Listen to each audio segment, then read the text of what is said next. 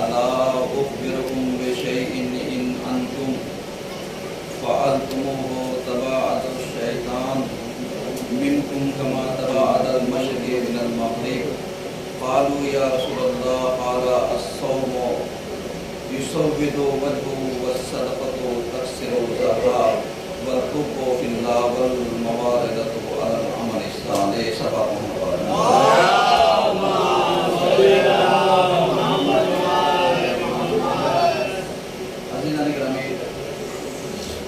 आज के दूसरे खुतबे में नहीं पहले खुतबे में माह सियाम के ये दूसरे जुमे में आपकी खिदमत में अर्ज करना है कि जो यहाँ के खुतबे का उन्वान है वो माह साज़ंदगी और माह बंदगी है। हुज़ूर वाला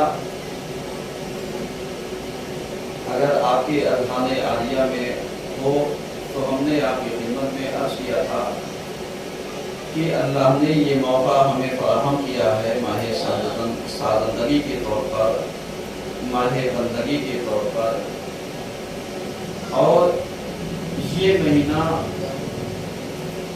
इसमें हमको अपने आप को संवारना है, आरास्ता करना है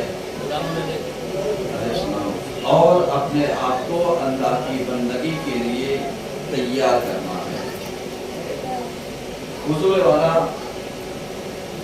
बहुत सारे अफराद और बहुत सारे वो लोग कि जिन्होंने रोज़े के मज़े को ना चखा है और ना रोज़े के एहसासात को अंदरूनी तौर पर महसूस किया है, क्योंकि जब रूहानियात, जब मानवियात हमारे वजूद में आ जाती है तो वजूद से शैतान जो होता है, शयातीन जो होते हैं वो निकल जाते हैं।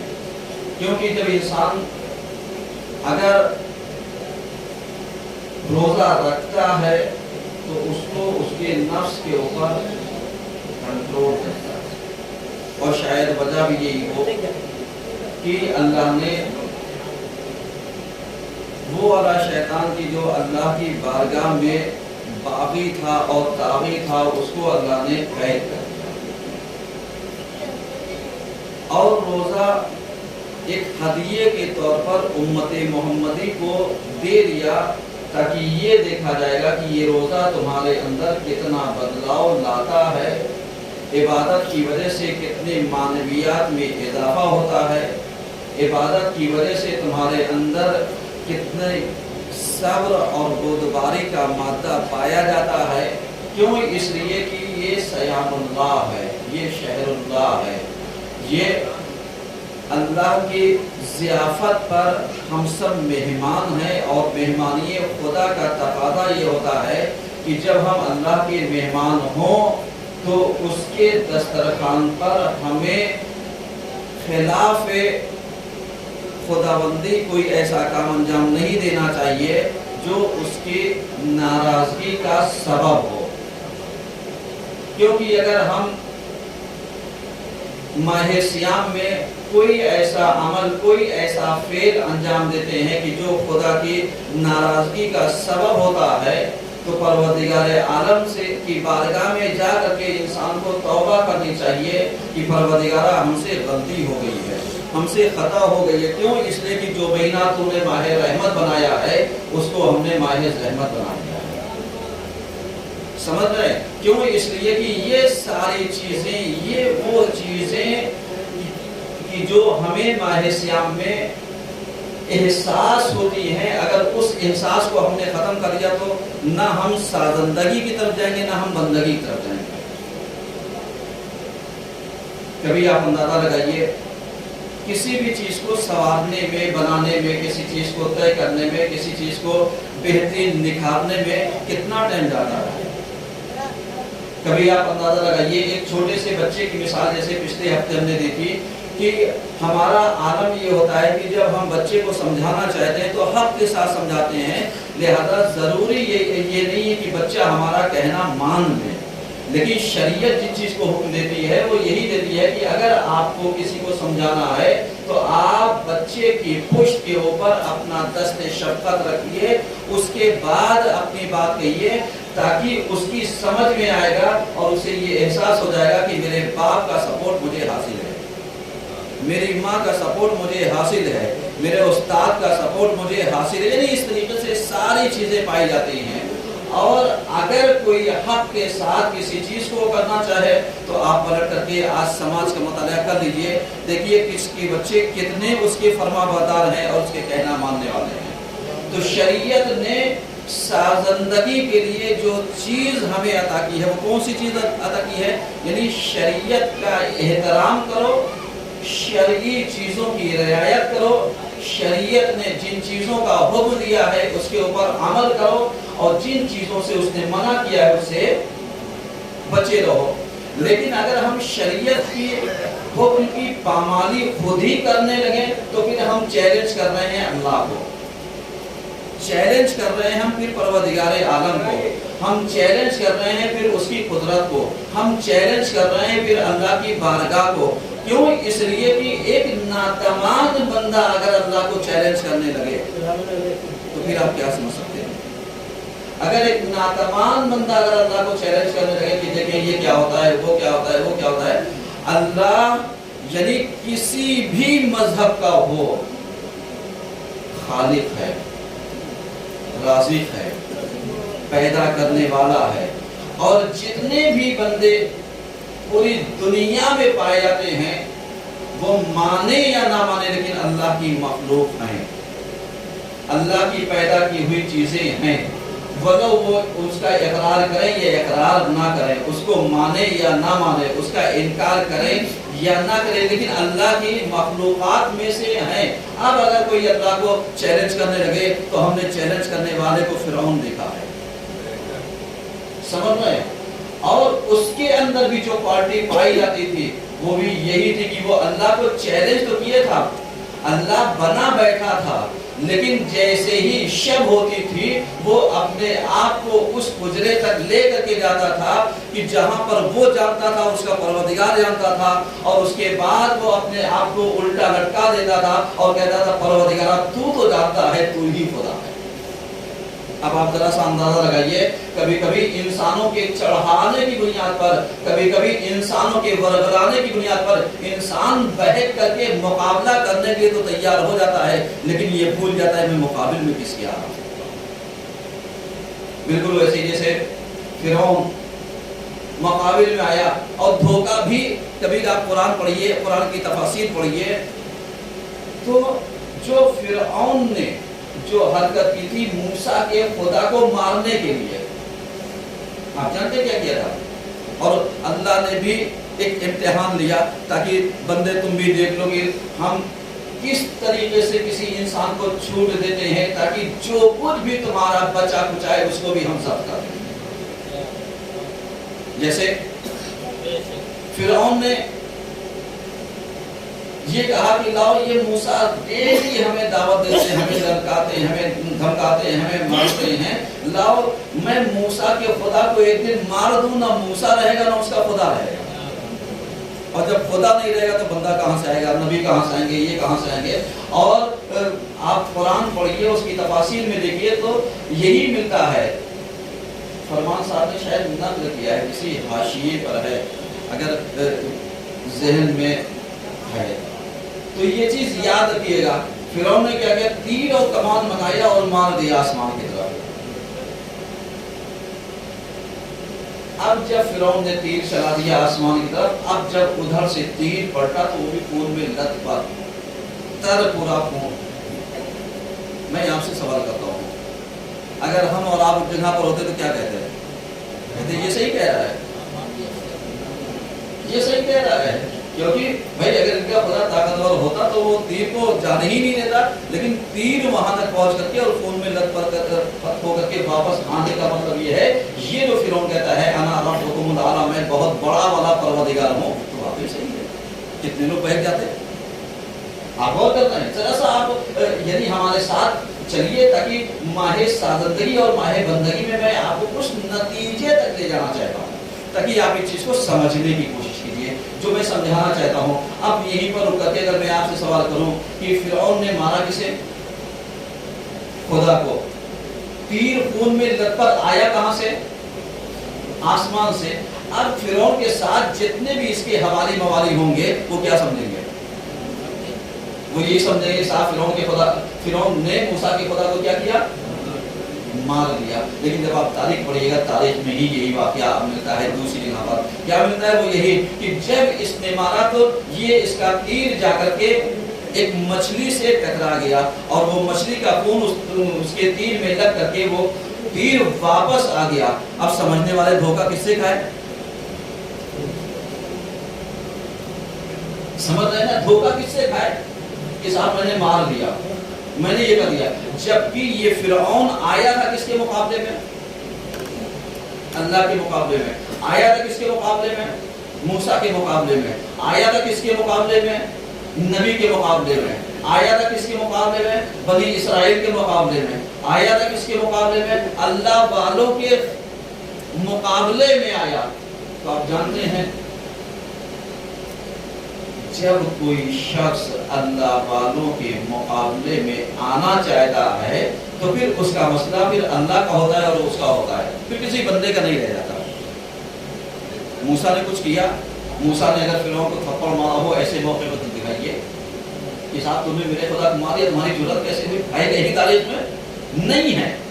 लेकिन ये वाकया यानी हमारे अंदर पाए जाने वाले शऊर को ललकारता है कि तुम्हारा शऊर कैसा है, तुम्हारी समझ कैसी है। कि अगर तुम किसी जाहिर को कुछ देख रहे तो क्या जाहिर को मान लोगे और फिर नहीं करोगे, तदब्बुर नहीं करोगे, तअक्कुल नहीं करोगे, सोच विचार नहीं करोगे? क्या तुम इस चीज की तरफ मुतवज्जे नहीं होगे कि ये चीज हुई क्यों, कैसे हुई, किस लिए हुई, इसके पीछे हालात क्या था? ये सब चीजें वाकयात जितने बयान किए गए हैं ये इसलिए ताकि हम तअक्कुल करें, ताकि हम शऊर पैदा करें, ताकि हम वो मुर्दा कौम ना रहें जिन मुर्दा कौमों के ऊपर अल्लाह ने क्या किया था?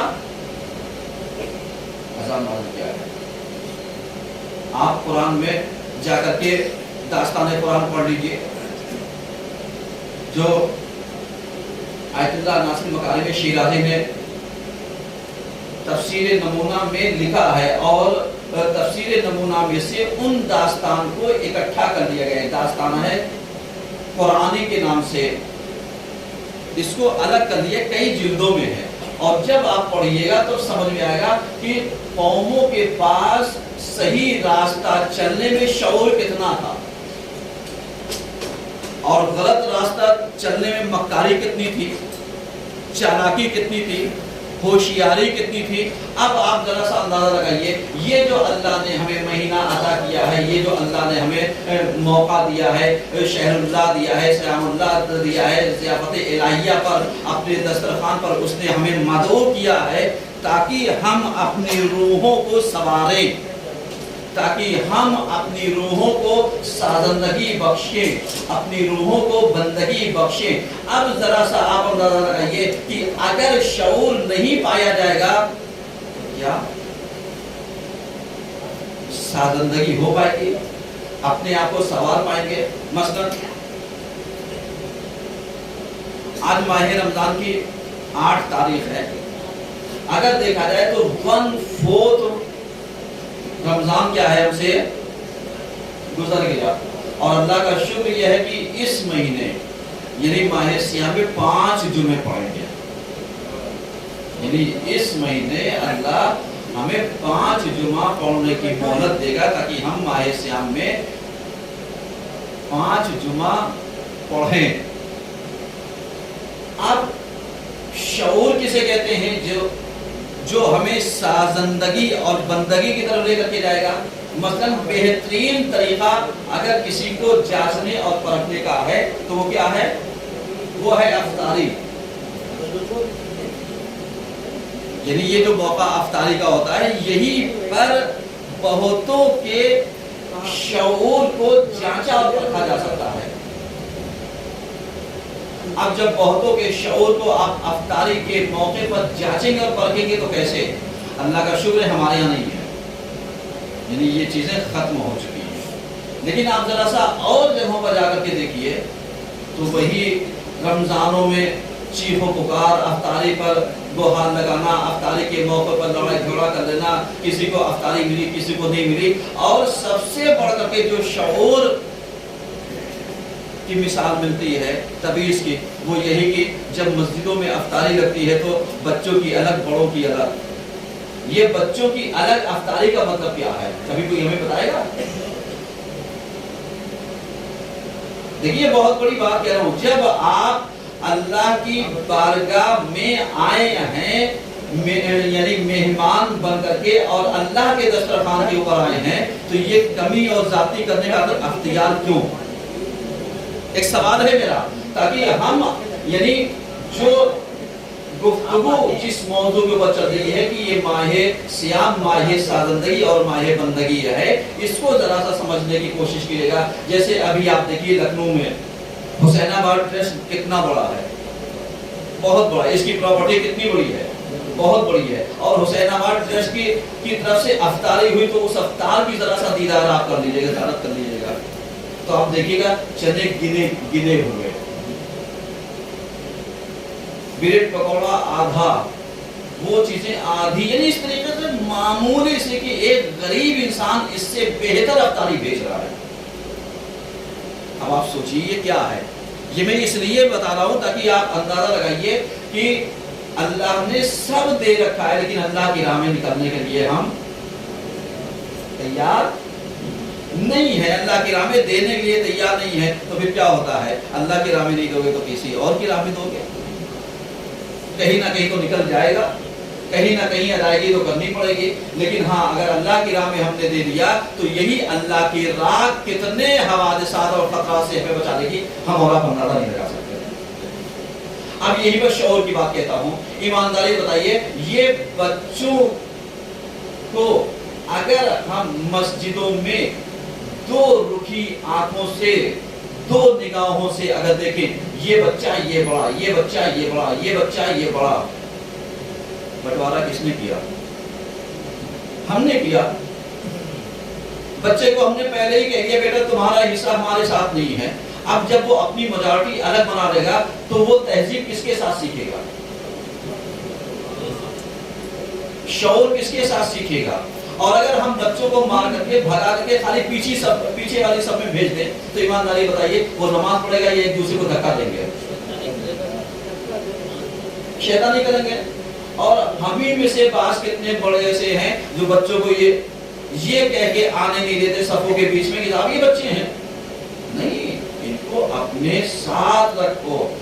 اپنی صفوف میں جتنا اسلام نے گنجائش دے رکھی ہے کہ دو لوگوں کے بیچ میں فاصلہ کتنا رہ سکتا ہے، اس فاصلے سے زیادہ نہ ہو، نماز پر فرق نہیں پڑے گا۔ اور جو بچے یعنی مسجدوں میں آتے ہیں وہ اتنا شعور رکھتے ہیں کہ ہم آ کس دے رہے ہیں۔ اگر انہیں خالی افطاری کے لیے آنا ہوتا تو یہ خالی افطاری کے موقع پر نظر آتے، صبح کی نماز میں نظر نہ آتے، دوپہر کی نماز میں نظر نہ آتے۔ آپ بتائیے صبح کون سی آپ سیری بچوں کو دے رہے ہیں، دوپہر میں کون سی چاکلیٹ آپ بچوں کو دے رہے ہیں جو آپ نماز میں آ رہے ہیں؟ اس کا مطلب یہ ہوا کہ ان کو ہم نہیں لا رہے ہیں بلکہ ان کا شعور ان کو اللہ کی عبادت کے لیے لے کر کے آ رہا ہے۔ تو اب اگر ہم مغربین میں ان کا دل توڑ کر کے ان کو واپس گھر بھیج دیں تو ایمانداری سے بتائیے ہم نے عبادت کی ہے، عبادت میں کبھی واقع کر دیا۔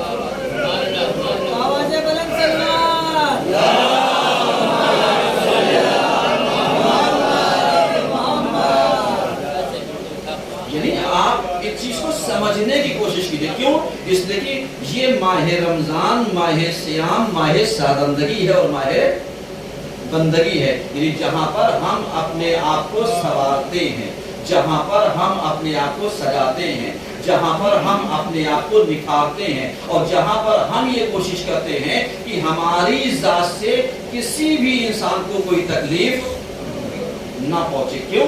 اس لیے کہ جتنے بھی افراد مسجدوں میں آ رہے ہیں، جتنے بھی افراد روڈوں کے اوپر یعنی عبادت کر رہے ہیں، ان کا مقصد صرف اور صرف عبادت کرنا ہے، نہ یہ کہ کچھ جگہ کو گھیرنا ہے۔ صحیح ہے؟ ہمارے یہاں کی گورنمنٹ ماشاءاللہ کتنی اچھی ہے کہ آپ دیکھیے اجازت دیتی ہے کہ آپ صاحب نماز پڑھیے، عبادت کرنے کی، کسی نے منع کرتا ہے نہیں۔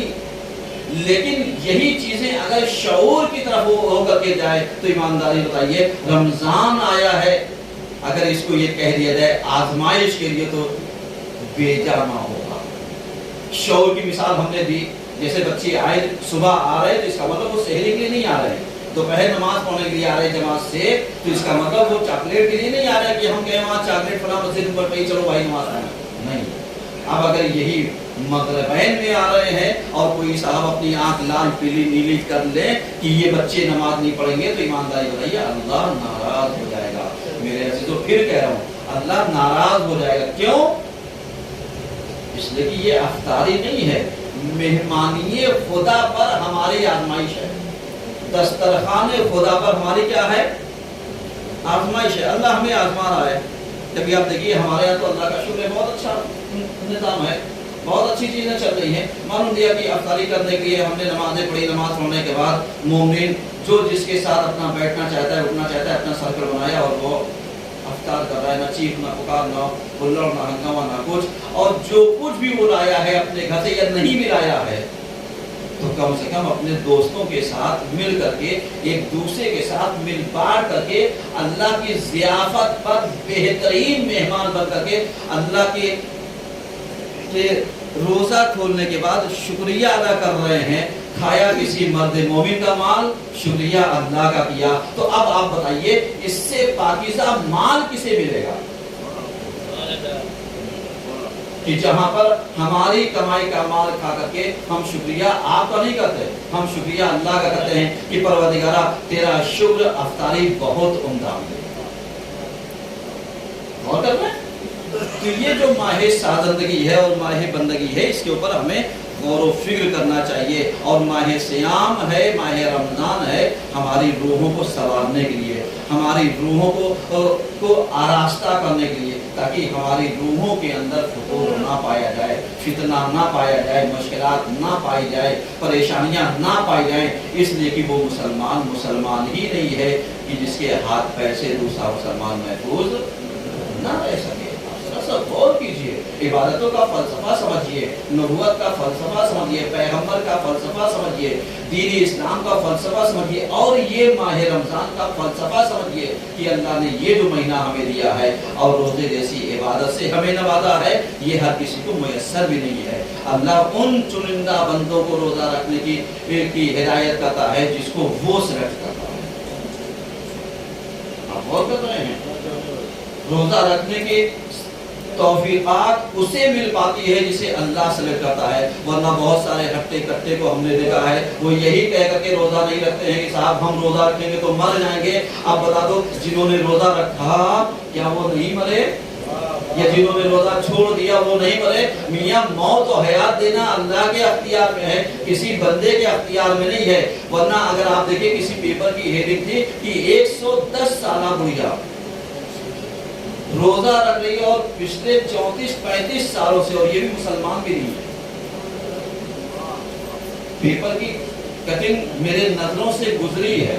اب آپ اس چیز کو ذرا سا سمجھنے کی کوشش کیجیے گا کہ جب یہ انسان 110 سال میں روزہ رکھ سکتا ہے تو کیا ہم 40 سال 50 سال 30 سال 20 سال یا 15 سال میں روزہ نہیں رکھ سکتے؟ رکھنا چاہیے۔ کیوں؟ اس لیے کہ روزہ تو ہمیں صحت یابی عطا کرتا ہے، روزہ ہمیں بیماریوں سے بھگاتا ہے، مشکلات کو دور کرتا ہے، لہذا روزہ رکھو اور صحت پاؤ۔ ایک سلوات پڑھیے سامنے۔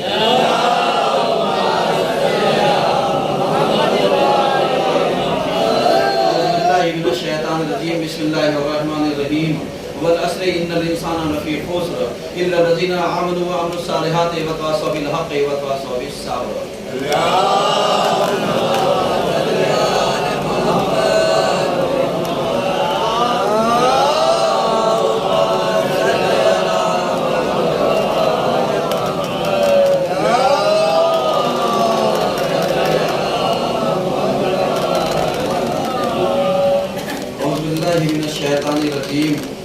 بسم اللہ الرحمن الرحیم الحمدللہ رب العالمین الصلاة والسلام علی اشرف الانبیاء والمرسلین अम्मा बाद फ़क़द क़ाल इमाम हसन अस्करी अलैहिस्सलाम लैसतिल इबादतु कसरतुस सियाम वस्सलात व इन्नमल इबादतु कसरतुत तफक्कुर फ़ी अम्रिल्लाह सल्लल्लाहु अलैहि वसल्लम।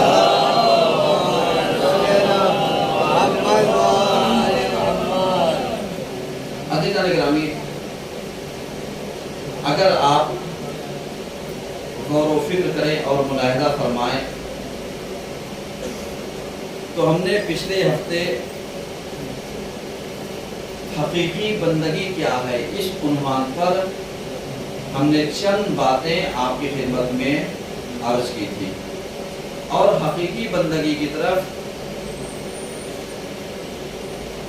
इंसान को लाने की कोशिश की गई ताकि इंसान हकीकी बंदगी से आशनाई पैदा करे, अल्लाह की बंदगी के लिए, बंदा बनने के लिए तैयार रहे। क्योंकि आज के ज़माने में अल्लाह का बंदा बनना, अल्लाह का बंदा होना ये एक आसान काम नहीं है, ये बहुत मुश्किल काम है।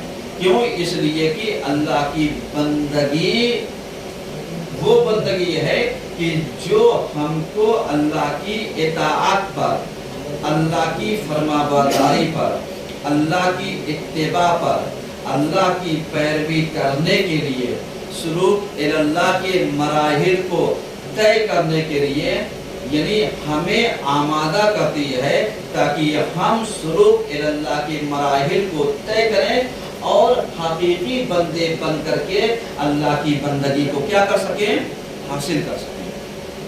अब आप जरा सा मुलाहिज़ा कीजिए कि जिसमें हमारे इमाम ने ये कहा कि लैसतिल इबादतु कसरतुस सियाम, इबादत वो नहीं है कि जिसमें बहुत ज्यादा रोजा रखा जाए, यानी लैसतिल इबादतु कसरतुस सियाम वस्सलात, यानी इबादत वो नहीं है जिसमें बहुत ज्यादा नमाज पढ़ी जाए, बहुत ज्यादा रोजा रखा जाए, बल्कि उतनी इबादत काफी है जितनी खुलूस नियत से और खालिसतन लिवजहिल्लाह इबादत की जाए।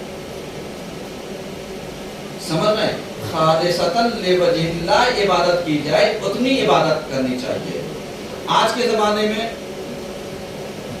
वो अफराद कि जो एक महीना अपने आप को आरास्ता करते हैं बंदगी के लिए, अपने आप को आरास्ता करते हैं अल्लाह के बंदे बनने के लिए, अगर ये अफराद माह सियाम में जमातों में आते हैं, नमाजों में आते हैं और इसके अलावा किसी दूसरे मौके पर आते हैं, इज्तिमाई मौके पर आते हैं, तो हमें इनका एहतराम सबसे ज्यादा करना चाहिए। क्यों? इसलिए कि जो कभी कभी आता हो तो वो उतना जल्दी बिनकता भी है, यानी जो कम आता है, कभी कभी आता है, वो उतनी जल्दी पिनक भी जाता है। क्यों? इसलिए कि उसकी तवक्कुआत के मुताबिक फैसिलिटी उसे मिल नहीं पाती है। लेकिन जब कभी कोई इंसान अपने आप को एक महीने के लिए आरास्ता करे तो हमारी जिम्मेदारी ये है कि उसके ऊपर इबादत का उतना ही बोझ रखें जितने में वो फरार अख्तियार करने ना पाए। ये बहुत अहम चीज है जिसको मैं आपकी खिदमत में अर्ज करना चाहता हूँ कि मालूम दिया जुमा पढ़ने के लिए आप हज़रात तशरीफ लेकर के आए, अब मौलाना साहब जुमा पढ़ाएं और उसके बाद लेकर के बैठे, साहब आप लोग रोजेदार हैं, आइए दुआए अबू हमजा सुमारी पढ़ लेते हैं। अब जो छोड़ के जाए उसे भी अफसोस हो और जो बैठा है वो बैठ करके भी पछता है कि साहब इतना टाइम लग रहा है, इतना टाइम लग रहा है। अब आप बताइए क्या दुआ पढ़ना बुरी है बात है? नहीं। क्या ये जो मौलाना साहब पढ़ रहे ये बुरा है? कहा नहीं। कहा ये जो इनका वक्त बर्बाद कर रहे ये बुरा है? देखिए आपका शौकत क्या है, बुरा है। क्यों? इसलिए कि जो जितनी इबादत के लिए माइंड मेकअप करके आया है उसको उतना ही बिजी रखो। अगर इससे ज्यादा बिजी कर दिया तो वो जो आ रहा है वो भी नहीं आएगा। آپ ذرا سا غور کیجئے گا، جو آ رہا ہے وہ بھی نہیں آئے گا، اور اسلام کا مقصد عبادتوں کی طرف بلانا ہے، نہ کہ عبادتوں سے ہمیں بھٹکانا ہے۔ لہذا پیغمبر نے جب سب سے پہلے دعوت دی تھی تو آپ بتائیے نماز کی دی تھی، روزے کی دی تھی؟ نہیں، صرف ایک کلمہ کہا تھا، تم اتنا کہہ دو قولوا لا الہ الا اللہ، صرف اتنا کہہ دو لا الہ الا اللہ، تفلحوا، نجات پا جاؤ گے۔ آج آپ اتنی بات کہہ کے نجات پا جائیے تو جانے غور کر رہے ہیں اس کا مطلب کیا ہوا؟ یعنی اس کا مطلب یہ ہے کہ پہلے زمینہ سازی کرو، پہلے زمینہ ہموار کرو، پہلے انسان کے اندر اتنی گنجائش پیدا کرو کہ وہ عبادتوں کے لطف سے آشنا ہو سکے، تب وہ مزہ چکھنے کے اس سے کہو اب ذرا سا یہ دعائیہ کلمات پڑھو کتنا مزہ آئے گا، یہ ذرا سا اس فقرے کو پڑھو کتنا مزہ آئے گا، یہ امام کی اس بات کو سنو کتنا مزہ آئے گا، اپنی نمازوں کو جماعتوں سے پڑھو کتنا مزہ آئے گا، دھیرے دھیرے کر کے لے کر کے آؤ، ورنہ اگر اکٹھا لے کر کے آؤ گے تو بالکل ویسے ہی جیسے پیغمبر کے زمانے میں کوئی یہودی نیا مسلمان ہوا اور اس کو مسلمان نماز پڑھانے کے لیے جب لے کر کے گئے تو پہلے دن پڑھا، دوسرے دن پڑھا، تیسرے دن پڑھا، چوتھے دن ہاتھ جوڑ لیا، نہ میں ایسے اسلام کو مانتا ہوں نہ ایسی نماز مانتا ہوں، میں پہلے ہی والا ٹھیک تھا۔ جانتے کیا ہوا تھا؟ میں آپ کو بتا دے رہا ہوں تاکہ آپ کے ذہن میں رہے، کیوں؟ اس لیے بہت سارے لوگ جو نئے نئے دین کی طرف آتے ہیں ان کے اندر مذہبیت ایسے کوٹ کر کے بھر جاتی ہے کہ بس ایک ہی دن میں چاہتے ہیں قرآن پڑھ لیں، ایک ہی دن میں چاہتے ہیں صبح سے لے کر کے شام تک کم سے کم 500 رکعت نماز پڑھ لیں۔ ایسا نہیں ہے۔ اب آپ ذرا سا وہ جو یہودی مسلمان ہوا تھا، جانتے ہیں مسلمان نے کہا چلو نماز پڑھو، وہ تیار ہو گیا، اس کے بعد کہا دیکھو بھائی سورج نکلنے سے پہلے تک سونا نہیں چاہیے، اسے اول وقت نماز بھی پڑھایا اور 1 گھنٹہ جگایا بھی، کہا سورج نکلنے تک اسے سونا نہیں چاہیے۔ اب جب سو کر کے اٹھا کہا بیوی بچوں کے لیے چلو جاؤ یہ ناشتہ کرو، منہ ہاتھ دھلو، اس بعد جاؤ کام کے اوپر۔ جیسے ہی وہ 10 بجے اپنے گھر سے نکلا، دکان کھولا، 1 گھنٹہ گزرا، پھر یہ مسلمان کو کہا چلو 12 بج گئے ہیں، ظہر کی نماز پڑھ لو۔ اب بیچارہ نہ بادلے نہ خواستہ، یعنی اس کا دل نہیں چاہ رہا تھا لیکن وہ مجبوراً آیا ظہر کی نماز پڑھنے کے لیے۔ اب جب ظہر کی نماز پڑھی کہا بھائی 8 کا نافلہ بھی پڑھ لو، نافلہ بھی پڑھ لیا، کہا بیٹھ کر تسبیح پڑھ لو، اس وقت کہا یہ مولانا صاحب ہے ان کا لیکچر ذرا سا سن لو۔ اب اس کے بعد وہ جب پھر دکان پہنچا تو 2 بج گئے، سمجھ رہے ہیں؟ اب وہ بیٹھا تھا کہ گراہک آئے کچھ بیچے، 3:30 بجا، اب یہ پھر پہنچ گئے صاحب عصر کا ٹائم ہو گیا، آؤ پھر چلو نماز کے لیے۔ آپ سمجھیے یہ میں پیغمبر کے زمانے کا واقعہ پیش کروں تاکہ ہر اس انسان کو بتا سکوں کہ دین کے نام پر کسی کو بدکاؤ نہیں، دین کے نام پر بدگمانی اور بزدلی پیدا نہ کرو۔ کیوں؟ اس لیے کہ جب اس سے عصر کی نماز پڑھوا دی، کہا کہاں جا رہے، بیٹھو تھوڑی دیر تو مغرب میں بچا ہوا ہے۔ اب جب مغرب پڑھ لی، اب آیا تو معلوم ہے گراہک آنے لگے، پھر دکان پر ہونے لگی، اب کہا چلو پھر عشاء کی نماز پڑھو۔ اب جب وہ گھر پہنچا تو پھر بیچارہ 9 بجے پہنچا۔ اب جب وہ کیلکولیشن کر رہا ہے تو پتا چلا کہ دکان سے اتنا گھاٹا ہو گیا، نہ وہ کاروبار کر پایا، نہ یہ کر پایا، نہ وہ کر پایا۔ دوسرے دن پھر، تیسرے دن پھر، اور اس کے بعد 7ویں دن اس نے ہاتھ جوڑ لیا کہ میں ایسے اسلام سے باز آیا۔ تو اب بتا دیے اس کو اسلام سے بھٹکنے کے لیے مجبور کس نے کیا؟ آپ غور کرنا ہے۔ بس ایسے ہی ذرا سا سمجھیے کہ کبھی کبھی وہ انسان جو مسجد میں آ جائے اسے زبردستی بٹھا کر کے آدھا گھنٹہ قرآن نہ پڑھا دیجیے گا۔ ہاں، جو پڑھنا چاہتے ہیں پڑھیے، جو سننا چاہتے ہیں وہ سنیں، جو ہدایت چاہتے ہیں وہ ہدایت چاہیں، یعنی کوئی زور زبردستی نہیں۔ ہاں، اس کی جگہ پر ایک چیز آپ کر سکتے ہیں کہ آپ پہلے سے اعلان کر دیجیے کہ صاحب 10 منٹ قرآن پڑھایا جائے گا، 5 منٹ قرآن پڑھایا جائے گا، 2 منٹ مسئلے بیان ہوں گے، 5 منٹ یہ ہوگا، تاکہ آنے والا یہ سوچے گا کہ صاحب یہ میں نماز پڑھنے کے لیے جا رہا ہوں تو اتنی دیر کے لیے جا رہا ہوں، آدھے گھنٹے بعد میں آ جاؤں گا۔ اب جب یہ پلٹ کر کے کسی کو وقت دے گا تو آدھا گھنٹہ 35 منٹ کے بعد، اب یہاں پر اگر آپ نے 10-15 منٹ روک لیا تو یہ وعدہ سے بے وعدہ ہو جائے گا، ذمہ دار کون ہوگا؟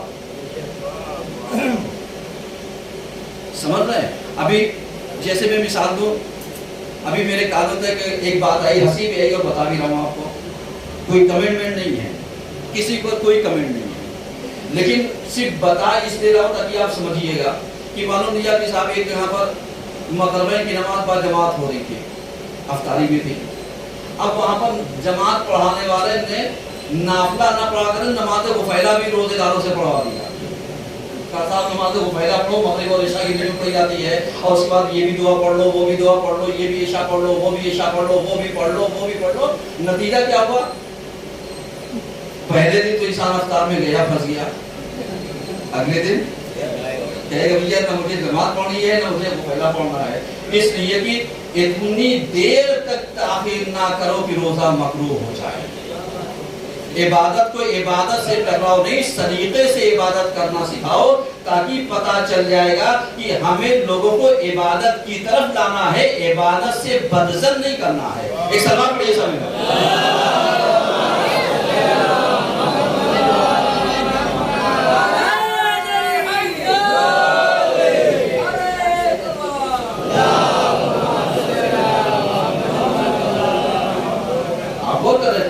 इसलिए कि हमारा मौजू ही यही है कि हकीकी बंदगी क्या है।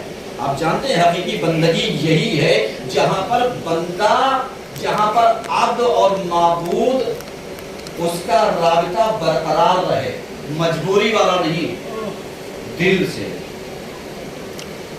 जितनी बर्दाश्त की सकत हो उतनी देर के लिए, समझ रहे, ताकि इंसान उतना बर्दाश्त कर ले, उतनी चीजें बर्दाश्त हो जाएं जितना हम रोजा रख करके बर्दाश्त कर सकते हो, उतनी देर किसी चीज को पढ़ाया जाए जितना हम बर्दाश्त कर सकते हैं। क्यों?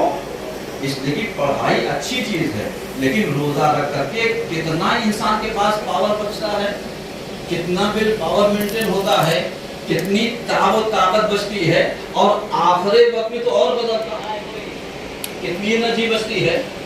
तो हमें रोजा 30 दिन रखवाना है, 1 2 दिन 4 5 दिन रोजा रखवा करके मरीज नहीं बनाना है, समझ रहे हैं? क्यों? इसलिए कि अगर हम मरीज बन जाएंगे, अगर हमसे रोजा छूट जाएगा, जिम्मेदार कौन होगा? हम ही और आप होंगे। तो खुदा हकीकी बंदगी की तरफ बंदों को बुलाइए, ना कि अल्लाह से बंदों को क्या कर दें, दूर कर दें। अब इसमें हमारी जिम्मेदारी क्या बनती है? हमारी जिम्मेदारी ये बनती है कि हम अपने आप को बंदगी के रास्ते पर लाने के लिए और लगाने के लिए तैयार रहें। वरना हमने देखा है बहुत सारी जगहों पर, अभी हमारे यहाँ कानपुर में कई जगह पर क्लासेस चल रही हैं, समझ रहे हैं, और कई जगह पर हमने जो सुना और जो मुलाहिजा किया, देखा, वो यही कि क्लास चल रही है, पड़ोस को इतनी तौफीक नहीं कि क्लास में हाजिर हो जाए। ईमानदारी बताइए, ये कौन सी इबादत है, कौन सी बंदगी है? मतलब जैसे यहाँ पर जुमा की नमाज हो और यहाँ आस पड़ोस के कोई साहब जोहरैन अपने घर में पढ़ रहे हो, आप गौर कर रहे हैं? यानी ये वो सजा है जो बख्शने वाली नहीं है, क्योंकि जहां पर आप पड़ोस में हैं, पड़ोसी हैं मस्जिद के या दूसरी जगहों पर, वहां जरूरी यह है कि आप शामिल रहिए ताकि आपका शुमार बागियों में ना होने पाए। क्योंकि अगर क्लास कहीं पर चल रहा है, कहीं पर दर्स कुरान चल रहा है, कहीं पर दौरे कुरान चल रहा है, कहीं पर मसले मसाइल चल रहे हैं, कहीं पर बंदगी की तरफ बुलाया जा रहा है, कहीं पर लोगों को लाया जा रहा है, कहीं पर उन्हें समझाया जा रहा है, कहीं पर उन्हें दीन बताया जा रहा है, अब अगर हम निकल करके नहीं आ रहे हैं, हम शिरकत नहीं कर पा रहे हैं, तो ये एक तरीके की बगावत है जो अल्लाह इस बगावत को कभी पसंद नहीं करता, हमेशा सजा देता है। जैसे मासूमीन के सामने, बस मेरे पास 2 मिनट और है, मासूमीन के सामने एक शख्स आया और आने के बाद कहने लगा, या रसूलल्लाह, मैं बहुत नमाज पढ़ता हूँ, बहुत जिक्र करता हूँ, बहुत दुआ पढ़ता हूँ, लेकिन क्या करूँ, मेरी रोजी रोजगार में बरकत है ही नहीं। पैगंबर ने उससे पूछा, ये जो तेरी जबान है, ये जो तेरी लिसान है, इसमें मिठास है, इसमें मिठास है? या रसूलल्लाह, मेरी रोजी से میری زبان کا کیا تعلق ہے؟ کہا بس یہی تو تجھے سمجھانا چاہتا ہوں کہ تیری زبان کا تیرے وجود سے بہت بڑا تعلق ہے.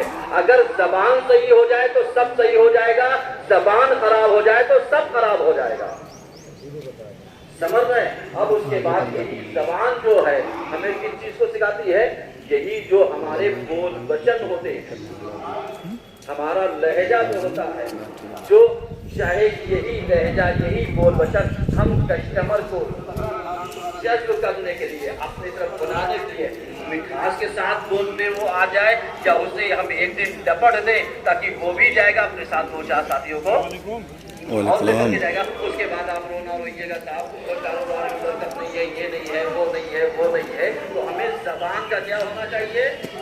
شیریں ہونا چاہیے، تاکہ ہم حقیقت بندگی بھی کرتے رہیں، حق بندگی بھی ادا ہوتا رہے گا، اور رزق میں جب برکت ہوتی رہے گی تو جو ذہن مطمئن ہو جائے گا. اس کی وجہ سے تو ہم اللہ کی طرف آئیں گے، تو پھر حساب اور کتاب کرنے کے لیے نہیں، فری مائنڈ ہو کر کے آئیں گے. پروردگار جتنا دینا تھا تو نے دے دیا، اب میں آیا ہوں تیری بارگاہ میں. وہاں پر دنیا کمائی تھی، یہاں پر دین کمانے آیا ہوں. وہاں پر ہم نے دولت کمائی تھی، یہاں معنویات اور روحانیات کو کمانے کے لیے آیا ہوں. لہذا مسجدوں میں سجدہ کرو تاکہ اللہ سے قریب رہو، اور کاروبار میں حق کی رعایت اور سچائی کی رعایت کرتے رہو، تاکہ تم مجبور نہ ہو سکو، تمہیں کسی کے سامنے ہاتھ نہ پھیلانا پڑے. اعوذ باللہ من الشیطان الرجیم، بسم اللہ الرحمن الرحیم. ان اللہ وملائکته یصلون علی النبی یا ایھا الذین آمنوا صلوا علیہ وسلموا تسلیما. اللہم صلی علی سیدنا محمد صلی اللہ علیہ وآلہ وسلم وعلی امیر المومنین علی نبی تعلیم الافات محمد وعلی حسن مصطفیٰ حسین شہید رسول اللہ علیہ حسین محمد محمد حسین جعفر علی موسیٰ محمد علی علی محمد ونقل علیہ السلام والسلام. اللہم صلی علی مولانا صاحب الجماعت ماہی آثار الوزیق بیدی و توفیہ اللہ عادل عبد الشکر والنفاق. پروردگار ہماری بلیغ کی عبادت کو قبول فرما دینا. پروردگار ہم لوگ جس مقصد میں جس مشن میں لگے اس میں کامیابی عطا فرما دینا. پروردگار اس ماہ صیام میں ہمارے نمازوں کو، ہمارے قیام کو، ہمارے قوت کو، ہمارے روزوں کو شرف قبولیت عطا فرما دینا. مولا ہمارے امام کے ظہور میں تاج عطا فرما، اور ہم سب کو ان کے اعوان و انصار میں شمار فرما. اللہم صلی علی محمد و آل محمد.